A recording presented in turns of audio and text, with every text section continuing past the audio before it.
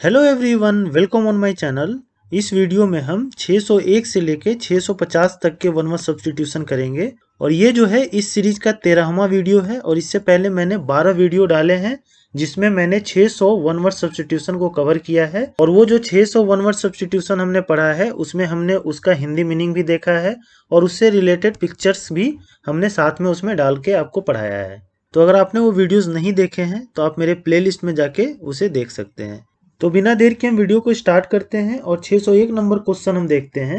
Music perform by one person, यानी कि एक व्यक्ति द्वारा संगीत का प्रदर्शन, तो उसे क्या कहा जाता है? तो उसे सोलो कहा जाता है। और हिंदी में इसे एकल प्रदर्शन या गायन या वादन हम कहते हैं। जैसे कोई भी अकेला जो परफॉर्म करता है उसे सोलो कहते हैं हम। जैसे कि ये सोलो म्यूजिशियन हो गया ये। अगर सोलो कोई डांस कर रहा है, अकेला कोई डांस कर रहा है तो सोलो डांसर हो जाएगा। अगला हम देखते हैं name derived from father's name, यानी कि पिता के नाम से लिया गया नाम, तो उसे क्या कहा जाता है? तो उसे पेट्रोनाइमिक कहते हैं हम। और हिंदी में इसे प्रीतनाम या पैतृक नाम कहा जाता है। तो देखे होंगे कि जो सरनेम हम लगाते हैं जनरली वो हमारे फादर से, फादर को उनके फादर से, वो जो है वो पीढ़ी दर पीढ़ी चलती आ रही है। तो वो क्या है? पेट्रोनाइमिक है। तो इससे कनेक्ट करके इसको ध्यान रखिएगा। अगला हम देखते हैं name taken by an author instead of his real name, यानी कि किसी भी लेखक के द्वारा अपने असली नाम के बदले प्रयोग में लाया गया दूसरा नाम, तो उसे क्या कहते हैं हम? तो उसे सीडोनिम कहते हैं। और हिंदी में इसे कृत्रिम नाम हम कहते हैं। जैसे कि आपने ये मूवी देखा होगा साजन मूवी, इसमें ये जो अमन था इसका नाम जो था वो सागर था और ये इस सागर नाम से पोएट्री लिखता था, लेकिन असलियत में इसने अपना ये नाम छिपा रखा था और ये अमन से जाना जाता था। तो इससे बेस्ट एग्जाम्पल नहीं हो सकता है इसको समझने के लिए, और इससे जो है आपको काफ़ी दिन तक ये याद भी रहेगा। अगला हम देखते हैं नेचुरल टेंडेंसी, यानी कि मूल प्रवृत्ति, तो उसे क्या कहा जाता है? तो उसे इंस्टिंक्ट कहा जाता है। और हिंदी में इसे सहज प्रवृत्ति या मूल वृत्ति हम कहते हैं। तो देखिए नेचुरल टेंडेंसी क्या होता है वाइफ लोगों का, कि हस्बैंड से झगड़ा करना, ये इनका नेचुरल टेंडेंसी है। आप कितना भी अच्छा काम कर लीजिए लेकिन वो झगड़ा जो हो वो होगा ही होगा। तो ये जो है इनका सहज प्रवृत्ति है। तो इसे कनेक्ट करके आप इसे ध्यान रख सकते हैं। अगला हम देखते हैं natural tendency to do something, यानी कि कुछ करने की स्वाभाविक प्रवृत्ति, तो उसे क्या कहा जाता है? तो उसे प्रोस्पेंसिटी हम कहते हैं। और हिंदी में इसे रुझान, झुकाव या प्रवृत्ति कहा जाता है। जैसे कि देखिए इस पिक्चर में, I only smoke when I am stressed, ये कह रही है कि मैं तभी स्मोक करती हूँ जब मैं स्ट्रेस में रहती हूँ। यानी कि जब ये स्ट्रेस में रहती है तो इसका स्मोकिंग की तरफ क्या है? रुझान है या झुकाव है। तो वही प्रोस्पेनिसिटी है। तो इसे कनेक्ट करके इसको ध्यान रख सकते हैं। अगला हम देखते हैं नाइदर अर्ली नॉर लेट, यानी कि ना ही देर से और ना ही पहले, तो उसे क्या कहा जाता है? तो उसे पंक्चुअल कहा जाता है। और हिंदी में इसे ठीक समय पे या समय निष्ठ हम कहते हैं। जैसे कि देखिए इस पिक्चर में 10 बजे मतलब कि 10 बजे, ना पहले ना बाद में, तो ये क्या है? पंक्चुअलिटी होता है अगर कोई ऐसा कर रहा है तो। अगला हम देखते हैं नो लॉन्गर इन यूज और आउट ऑफ डेट, यानी कि अब यूज में वो चीज़ नहीं है, या कह सकते हैं आप प्रचलन में वो चीज़ अब नहीं है। तो उसे क्या कहते हैं हम? तो उसे ऑब्सोलीट कहते हैं। और हिंदी में इसे अप्रचलित या लुप्त प्रयोग हम कहते हैं। जैसे कि आपने ये कैसेट देखा होगा, जब हम छोटे थे तो इससे जो है हम गाना सुनते थे, लेकिन अब जो है ये क्या हो गया है? ऑब्सोलीट हो गया है, अप्रचलित हो गया। आपको ये जो कैसेट है वो अब नहीं मिलता है। अब आपको सीडी मिलता है, पेन ड्राइव मिल जाएगा, पर ये कैसेट जो है वो नहीं मिलता है। तो इसे कनेक्ट करके आप ध्यान रख सकते हैं। अगला हम देखते हैं नॉइज ड्रिंकिंग पार्टी और मेरी मेकिंग, यानी कि कोलाहल युक्त शराब की पार्टी या आनंदोत्सव आप कह सकते हैं। तो उसे क्या कहते हैं हम? तो उसे कैरोसल कहते हैं हम। और हिंदी में इसे शराब का दौर कहते हैं। जैसे कि आप इस पिक्चर में देखिए, यहाँ एक ड्रिंकिंग पार्टी चल रही है और पीने के बाद लोग हल्ला हो हल्ला कर रहे हैं वहाँ पे। तो इस तरह की जो पार्टियाँ होती है उसे कैरोसल कहते हैं। तो इसे कनेक्ट करके ध्यान रखिएगा। अगला हम देखते हैं not allowing the light to pass through, यानी कि लाइट को अपने से होकर न गुजरने देने वाला, तो उसे क्या कहा जाता है? तो उसे ओपेक कहते हैं हम। और हिंदी में इसे अपारदर्शी या धुंधला कहते हैं। जैसे कि मान लीजिए कि एक लकड़ी का दरवाजा है, तो वो क्या है? ओपेक है, लाइट जो है उससे पास नहीं हो सकती है। और इसका अपोजिट क्या होता है? तो वो है ट्रांसपेरेंट। जैसे कि कोई ग्लास, ग्लास से क्या है? लाइट जो है एक से दूसरे तरफ चली जाती है, तो ये ट्रांसपेरेंट है। तो दोनों को ध्यान रखिएगा। अगला हम देखते हैं नॉट इजिली अंडरस्टूड, यानी जो जल्दी समझ में ना आए, तो उसे क्या कहते हैं हम? तो उसे इनस्क्रूटेबल कहते हैं, और हिंदी में इसे अबोधगम्य, अवाख्य या जटिल कहते हैं। जैसे कि इस पिक्चर में देखिए, ये जो जैकी चैन है ये क्या कह रहा है? This is inscrutable, I don't understand. ये जो है मेरे समझ में नहीं आ रहा है, ये जटिल है। तो इसे कनेक्ट करके इसे ध्यान रखिएगा।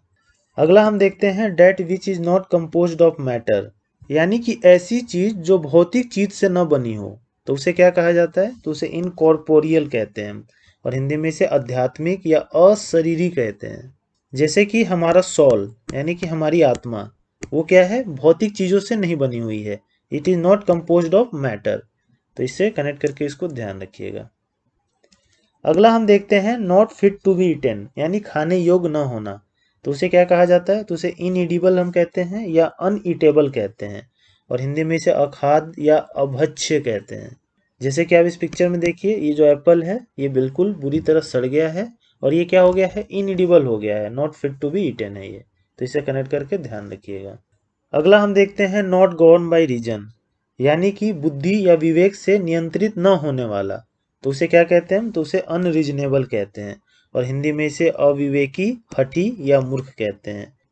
जैसे कि कहीं कहीं ऐसे कुछ बर्ड लॉ होते हैं जिसका कुछ रीजन से लेना देना नहीं है, कोई कारण नहीं है उसका। मान लीजिए कि कहीं ऐसा लॉ गवर्नमेंट ने लगा दिया कि लड़कियां जो हैं वो जींस नहीं पहनेगी, तो इसका कोई रीजन नहीं है, बस गवर्नमेंट को लगा ऐसा, उसने एक लॉ लगा दिया। तो अनरीजनेबल लॉ है वो, मतलब कोई कारण नहीं है उसका, पर लॉ लगा दिया है। तो इस तरह के जो लॉ होते हैं उसे अनरीजनेबल हम कहते हैं। तो इसे कनेक्ट करके ध्यान रख सकते हैं। अगला हम देखते हैं नॉट गाइडेड बाय कंसाइंस, यानी कि अंतरात्मा से निर्देशित न होने वाला, तो उसे क्या कहते हैं हम? तो उसे अनस्क्रूपलस कहते हैं हम, और हिंदी में इसे अनैतिक, चरित्रहीन या बेईमान कहते हैं। जैसे कि आप इस पिक्चर में देखिए, ये जो पुलिस वाले हैं, ये बेचारा जो है एक रोड के किनारे ठेला लगाता था, तो इसके ठेले को इन्होंने मार के गिरा भी दिया, और इसको पकड़ के जेल में ले जा रहे हैं। तो ये क्या है? एक तरह का अनैतिक चीज है, अनस्क्रप्लस चीज है। ठीक, तो इसे कनेक्ट करके आप इसे ध्यान रख सकते हैं। अगला हम देखते हैं not guilty of a crime और सिन, यानी कि कोई भी अपराध या पाप का दोषी न होना, तो उसे क्या कहते हैं? तो उसे इनोसेंट कहते हैं, और हिंदी में इसे निर्दोष, निरपराध या निष्पाप कहते हैं। जैसे कि जो पिक्चर में ये आदमी है, ये कौन है? सरबजीत है, जिसे पाकिस्तानियों ने पकड़ लिया था और इसे 20 साल तक कैद में रखा था, और उसके बाद इसे जो है मार भी दिया था। लेकिन ये बंदा जो था क्या था? ये इनोसेंट था, पर इस पे स्पाई का काफ़ी सारे चार्जेज पाकिस्तान वालों ने लगाए थे। तो इसे कनेक्ट करके आप इससे ध्यान रख सकते हैं। अगला हम देखते हैं नॉट शोइंग प्रॉपर रिस्पेक्ट, यानी कि उचित आदर न दिखाना, तो उसे क्या कहते हैं? तो उसे इम्पर्टिनेंट कहते हैं, और हिंदी में इसे गुस्ताख, असंगत या तुच्छ कहते हैं। जैसे कि इस पिक्चर में देखिए, ये जो लड़की है वो कह रही है कि मेरा जो दोस्त है वो मुझे प्रॉपर रिस्पेक्ट नहीं देता है। तो इससे कनेक्ट करके आप इससे ध्यान रख सकते हैं। अगला हम देखते हैं not to be escaped from, यानी कि उससे आप दूर नहीं भाग सकते हैं, तो उसे क्या कहते हैं हम? तो उसे इनस्केपेबल कहते हैं, और हिंदी में इसे अपरिहार्य या अनिवार्य कहते हैं। जैसे कि देखिए, ये फादर है और इसका सन है, डॉटर है, तो ये जो फादर है ये अपने फादर की जो रिस्पॉन्सिबिलिटी है उससे ये दूर नहीं भाग सकता है। कोई भी फादर अपनी रिस्पॉन्सिबिलिटी से दूर नहीं भागता है, तो वो क्या है? इनस्केपेबल है। तो इसे कनेक्ट करके आप इसे ध्यान रख सकते हैं। अगला हम देखते हैं not varying in form, quality etcetera, यानी कि आकार या गुण में न बदलने वाला, तो उसे क्या कहा जाता है? तो उसे यूनिफॉर्म हम कहते हैं, और हिंदी में इसे एक समान या एक रूप कहते हैं। जैसे कि यूनिफॉर्म, स्कूल यूनिफॉर्म आप देखते ही हैं, सबका कैसा होता है? एक जैसा ही होता है। तो इससे कनेक्ट करके आप इसे ध्यान रख सकते हैं। अगला हम देखते हैं notice of the death of a person, यानी कि किसी भी व्यक्ति की जब मृत्यु हो जाती है तो उसकी सूचना आपने देखा होगा कि न्यूज़पेपर में या कहीं कोई मैगजीन में वो छपती है, तो उसे क्या कहते हैं हम? तो उसे ओबिचुअरी कहते हैं हम, और हिंदी में इसे निधन पत्री या मृत्यु सूचना हम कहते हैं। अगला हम देखते हैं observation post away from main body of the army, यानी कि सेना के मुख्य भाग से दूर निगाह रखने हेतु चौकी, तो उसे क्या कहते हैं हम? तो उसे आउटपोस्ट कहते हैं, और हिंदी में इसे सीमा चौकी या चौकी कहते हैं।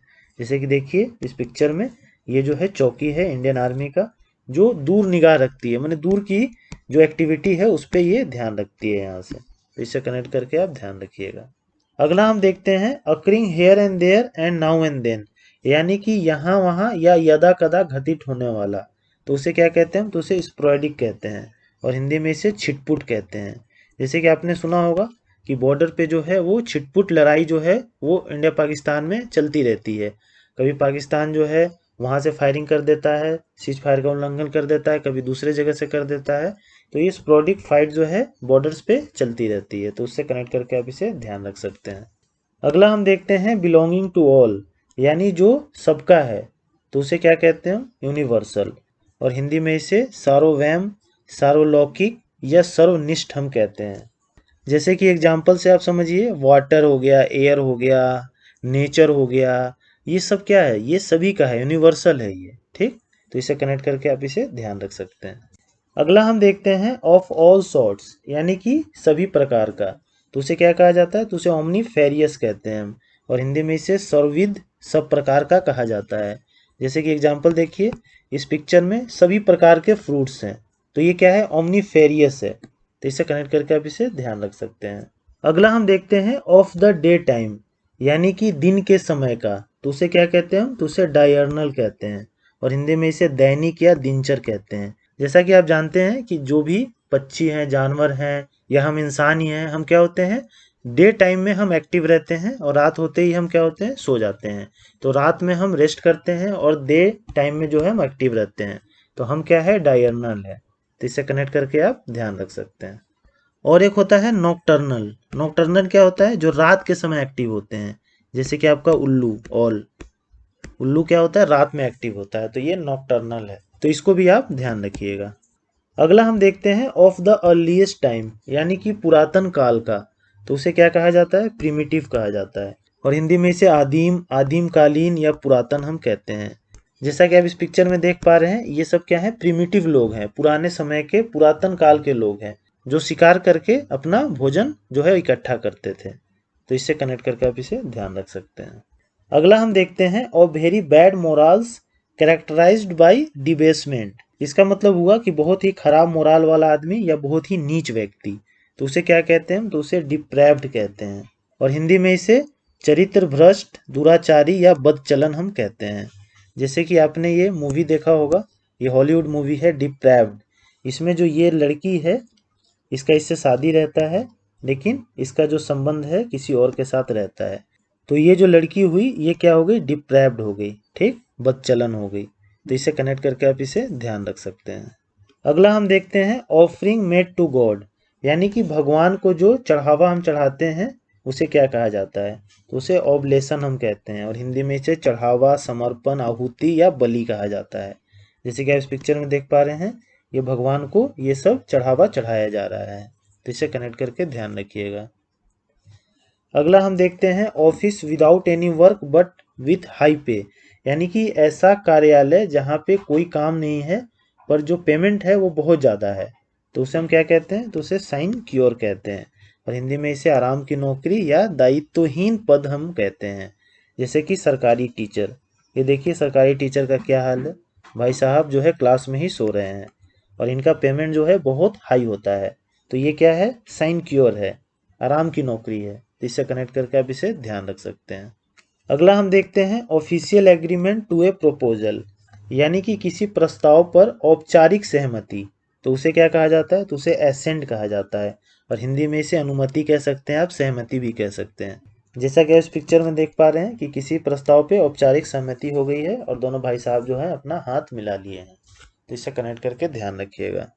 अगला हम देखते हैं official announcement issued to the press, यानी कि अखबार को जारी की गई सरकारी घोषणा, उसे क्या कहा जाता है, तो उसे कॉम्निक कहा जाता है। और हिंदी में इसे राजकीय घोषणा हम कहते हैं। एग्जाम्पल से समझिए कि जब सर्जिकल स्ट्राइक हुआ था पाकिस्तान में, तो उस समय क्या हुआ था कि आर्मी आके ऑफिशियल अनाउंसमेंट की थी कि हाँ हमने सर्जिकल स्ट्राइक जो है किया, इसमें इतना नुकसान पहुंचाया, ये किया। तो ये ऑफिशियल अनाउंसमेंट था प्रेस को, तो ये क्या था, एक तरह का कॉम्निक था। तो इसे कनेक्ट करके आप इसे ध्यान रख सकते हैं।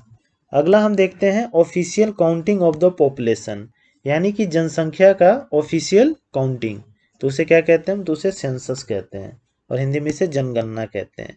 जैसे कि अभी लेटेस्ट जो है हमारा सेंसस, जनगणना कब हुआ, 2021 में। और जनगणना जो है वो हर एक 10 साल पे होता है, तो ये भी ध्यान रखिएगा। अगला हम देखते हैं ओल्ड एंड टॉर्न क्लॉथेज, यानी कि पुराना और फटा चिता कपड़ा, तो उसे क्या कहा जाता है, तो उसे रैग कहते हैं और हिंदी में इसे चिथरा या लत्ता कहते हैं। ये जो मलाइका अरोड़ा ड्रेस पहनी है, ये जो है क्या है, रैग है, चिथरा है। ये जो है पहले गरीब लोग पहनते थे, लेकिन अभी जो है ये फैशन हो गया है फटा चिटा पहनने का, तो इसे कनेक्ट करके आप ध्यान रख सकते हैं। अगला हम देखते हैं old story handed down from the past, यानी कि प्राचीन काल की कहानियाँ, तो उसे क्या कहते हैं, तो उसे लेजेंड कहते हैं और हिंदी में इसे पौराणिक कथा या पारंपरिक कथा कहते हैं। जैसे कि आपने ये सीरियल देखा होगा द लीजेंड ऑफ हनुमान, यानी कि हनुमान जी की पौराणिक कथा, तो इसे कनेक्ट करके आप इसे ध्यान रख सकते हैं। अगला हम देखते हैं on the other side of page और सीट, यानी कि पन्ने या कागज की दूसरी ओर, तो उसे क्या कहा जाता है, तो उसे ओवर लीफ हम कहते हैं और हिंदी में इसे पन्ने की दूसरी ओर कहा जाता है। अगला हम देखते हैं one appointed by the parties to settle a dispute, यानी कि किसी विवाद को सुलझाने के लिए दोनों पक्षों के द्वारा नियुक्त किया हुआ व्यक्ति, तो उसे क्या कहते हैं, तो उसे आर्बिट्रेटर कहते हैं और हिंदी में इसे पंच, मध्यस्थ या विवाचक कहते हैं। जैसे कि ये दोनों के बीच में लड़ाई है और इन दोनों ने जो है एक आदमी को अपॉइंट किया है कि हमारे बीच की जो लड़ाई है उसको आप सुलझा दो, तो ये क्या हो गया, आर्बिट्रेटर हो गया, तो इसे कनेक्ट करके ध्यान रखिएगा। अगला हम देखते हैं one event described in A chain of event, यानी कि घटनाओं का जो कड़ी है उसमें एक घटना का वर्णन, तो उसे क्या कहते हैं, तो उसे एपिसोड कहते हैं और हिंदी में इसे प्रासंगिक वृत्त, प्रसंग या घटना कहते हैं। जैसे कि आपने काफ़ी सारे वेब सीरीज देखे होंगे और वेब सीरीज कैसे होते हैं, तो वो एपिसोड में होते हैं, पहला एपिसोड, दूसरा एपिसोड, तो इस तरह से कनेक्ट करके इसको ध्यान रखिएगा। अगला हम देखते हैं one of the parts of the mixture, यानी कि किसी भी मिश्रण के भागों में से एक, तो उसे क्या कहते हैं, तो उसे इंग्रेडिएंट्स कहते हैं और हिंदी में इसे अंश या अवयव कहते हैं। एग्जाम्पल से समझिए, मान लीजिए आपको मटर पनीर बनाना है, तो उसमें क्या क्या चीज़ें की ज़रूरत है, तो उसमें मटर चाहिए, टमाटर, प्याज, ये सारे मसाले, तो ये सब क्या है, तो ये सब मटर पनीर के इंग्रेडिएंट्स हैं, तो इसे कनेक्ट करके इसको ध्यान रखिएगा।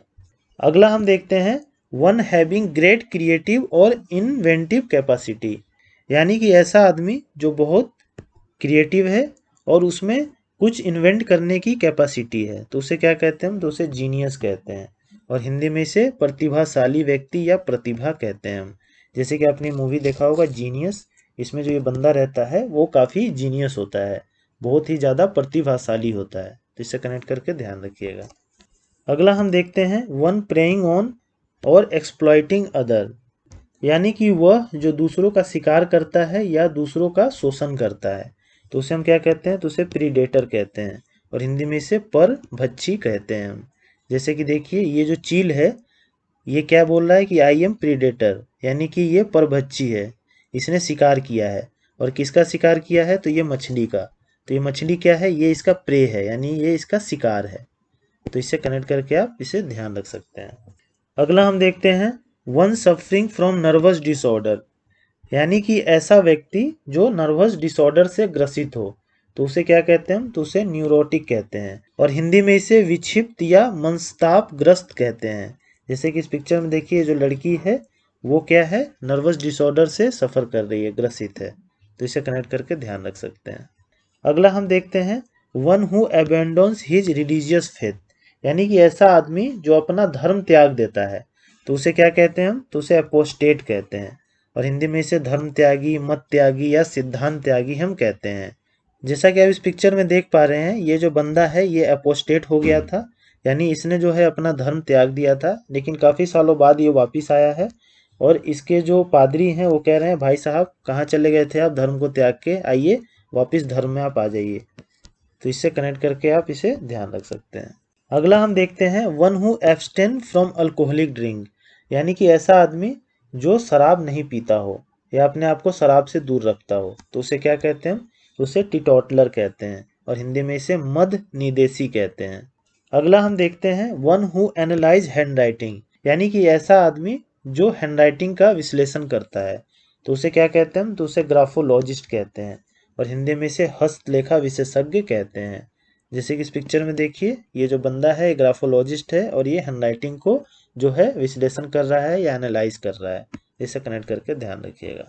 अगला हम देखते हैं one who arranges for the supply of food in A club और स्कूल एक्सेट्रा।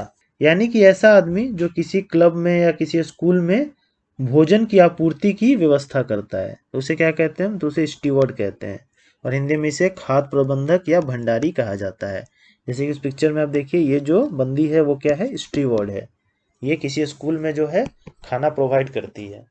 अगला हम देखते हैं वन हु असैसिनेट, यानी कि वह जो हत्या करता है, तो उसे क्या कहते हैं? तो उसे असैसिन कहते हैं और हिंदी में इसे हत्यारा, गुप्त घती या चल घाती हम कहते हैं। और आपने एक वर्ड सुना होगा असैसिनेशन। तो असैसिनेशन कब कहते हैं हम? जब कोई पॉलिटिकल रीजन की वजह से किसी की हत्या होती है, यानी राजनीतिक कारणों की वजह से किसी की हत्या होती है, तब उसे हम असैसिनेशन कहते हैं। जैसे कि राजीव गांधी की जो हत्या हुई थी, वो राजनीतिक कारणों के कारण हुई थी। तो राजीव गांधी का क्या हुआ था? असैसिनेशन हुआ था। और ये सब कौन थे? ये असैसिन थे, यानी कि ये हत्यारे थे। तो इसे कनेक्ट करके आप इसे ध्यान रख सकते हैं। अगला हम देखते हैं वन हु अटैक्स, यानी कि जो हमला करता है, तो उसे क्या कहते हैं? हम असॉल्टर कहते हैं और हिंदी में इसे आक्रमणकारी या हमलावर हम कहते हैं। जैसे इस पिक्चर में देखिए, ये लड़की जा रही थी अकेले, इस भाई साहब ने इस पे हमला कर दिया और इसके गहने और सामान जो है वो छीन रहा है ये। तो ये क्या हो गया? ये असॉल्टर हो गया। इसे कनेक्ट करके ध्यान रखिएगा। अगला हम देखते हैं one who believes that everything is predestined, यानी कि वह जो ऐसा विश्वास करता है कि सब कुछ पहले से ही भाग में लिखा हुआ है, तो उसे क्या कहते हैं? तो उसे फैटलिस्ट कहते हैं और हिंदी में इसे भाग्यवादी, दैववादी और नियतिवादी हम कहते हैं। तो आप कमेंट बॉक्स में ये कमेंट करके बताइए कि इज एवरीथिंग प्री डिस्टिन्ड, क्या सभी चीज जो है वो भाग में लिखा होता है या लोग अपना भाग्य खुद बनाते हैं? तो इसको आप कमेंट में जरूर कमेंट कीजिएगा।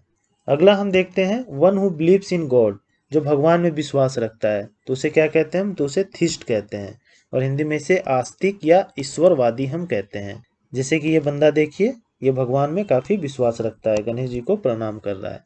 और ऐसा बंदा जो भगवान में विश्वास नहीं रखता है, तो उसे हम क्या बोलते हैं? तो उसे एथिस्ट कहते हैं। अगला हम देखते हैं one who believes that gaining pleasure is the most important thing in life, यानी कि ऐसा आदमी जो ऐसा विश्वास रखता है कि आनंद प्राप्त करना जीवन में सबसे महत्वपूर्ण चीज है, तो उसे हम क्या कहते हैं? तो उसे हेडोनिस्ट कहते हैं और हिंदी में इसे भोगी या सुखवादी हम कहते हैं। अगला हम देखते हैं one who believes in offering equal opportunities to women in all spheres, यानी कि ऐसा आदमी जो महिलाओं को सभी क्षेत्रों में समान अवसर देने में विश्वास करता है, तो उसे क्या कहते हैं? तो उसे फेमिनिस्ट कहते हैं और हिंदी में इसे स्त्री संवादवादी हम कहते हैं। और जैसा आप इस पिक्चर में देख पा रहे हैं, ये जो बंदा है ये चाहता है कि औरतों को सभी क्षेत्रों में समान अवसर दिया जाए और ये बंदा फेमिनिस्ट है। तो इसे कनेक्ट करके इसको आप ध्यान रखिएगा। तो होप आपको ये 50 वन वर्ड सब्स्टिट्यूशन जो मैंने इस वीडियो में कवर किए आपको समझ में आ गए होंगे और आपको लगभग याद भी हो गए होंगे, क्योंकि मैंने हर एक वन वर्ड सब्स्टिट्यूशन का हिंदी मीनिंग भी आपको बता दिया, उससे रिलेटेड मैंने पिक्चर्स भी इसमें डाल दिए हैं। तो आप वीडियो के साथ बने रहिए, ये सीरीज जो है वो कंटिन्यू रहेगी जब तक मैं ये जो बुक है a mirror of one word substitution जो डॉक्टर अशोक कुमार सिंह के द्वारा लिखा गया है, ये ख़त्म ना हो जाए। और जैसा मैंने आपको बताया है कि लास्ट में मैं सारे वीडियो को कंबाइन कर दूंगा और उसमें मैं आपको ये जो है लाजवाब सा पीडीएफ आपको प्रोवाइड करा दूंगा। तो आप वीडियो के साथ बने रहिए और अगर आपको ये वीडियो पसंद आता है तो please like, share and subscribe to my channel. Thank you.